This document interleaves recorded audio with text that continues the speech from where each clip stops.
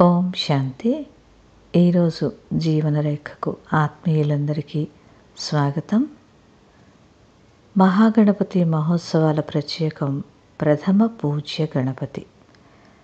శరీరం మరియు ఆత్మ యొక్క తల్లిదండ్రులను గౌరవించండి. త్వమేవ మాత త్వమేవ పిత మిత్ర సఖ స్వామి అనగా నువ్వే తల్లివి, నువ్వే తండ్రివి, మిత్రుడవు. ఇలా భగవంతుడిని పూజిస్తాం, ప్రార్థిస్తాం. ఎందుకంటే పరమపిత శివ పరమాత్ముడు తండ్రులకు తండ్రి, పరమ తండ్రి.